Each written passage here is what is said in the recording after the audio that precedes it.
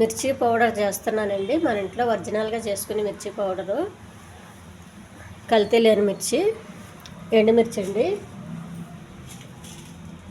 జీలకర్ర, మెంతులు, ధనియాలు, వెల్లుల్లిపాయలు.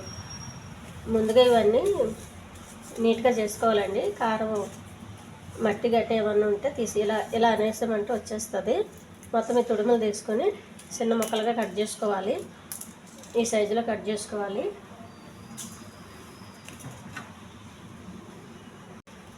కట్ చేసుకున్న ఎండుమిర్చి అండి. స్టవ్ వెలిగించి పెనం పెట్టుకోవాలి. స్టీల్ పెనం పెట్టొద్దండి, రేకిది పెట్టొద్దు. కొంచెం ఎనిమిది మందంగా ఉన్నది పెట్టాలి, అప్పుడు మాడకుండా ఉంటుంది.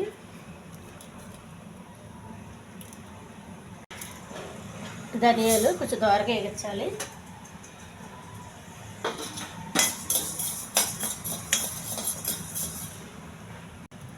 మెంతులు, జీలకర్ర అండి, ఈ రెండు కూడా కలిపి వేగించుకోవాలి. చిన్న కుటుంబం ఉన్నవాళ్ళు బయట పట్టించుకోకుండా ఇంట్లోనే సింపుల్గా చేసుకోవచ్చండి. ఎండుమిరపకాయలు అయితే కొంచెం జాగ్రత్తగా వేగించుకుంటే ఘాట్లంత రావు. ఇవన్నీ ప్లేట్లో వేసుకొని చల్లారనివ్వాలండి. చూడండి, ఇలా సిమ్లో పెట్టి మాడిపోకుండా వేగించాలి. కారం చాలా కమ్మగా ఉంటుంది.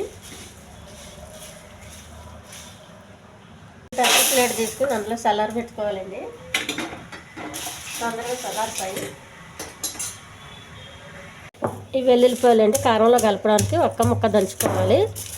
పొట్టు తీయకూడదండి, పొట్టు తీస్తే తడైపోతుంది కారం, అందుకని ఒక్క ముక్క దంచుకోవాలి. చల్లారిన ఎండుమిర్చి అంతా మిక్సీ జార్లో తీసుకోవాలండి. చేసి పెట్టుకున్న కారప్పొడి అండి ఒక గిన్నెలో వేసుకోవాలి. ధనియాలు, జీలకర్ర, మెంతులు ఇవి కూడా మిక్సీ వేసుకోవాలి. ధనియాల పొడి అండి, వేగించిన ధనియాల పొడి, మంచి పెట్టుకున్న వెల్లుల్లిపాయలు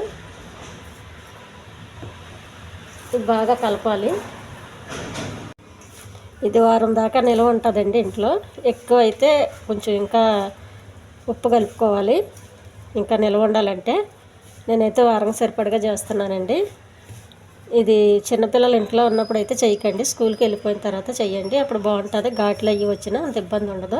ఇది ఒక డబ్బాయిలో స్టోర్ చేసుకోవాలి. ఒరిజినల్గా ఇంట్లో చేసుకున్న కారం అండి, చాలా టేస్ట్గా ఉంటుంది.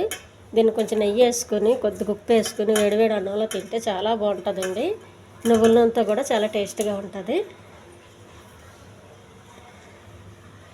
ఈ ఛానల్ నచ్చితే సబ్స్క్రైబ్ చేయండి, షేర్ చేయండి, లైక్ చేయండి, కామెంట్ చేయండి.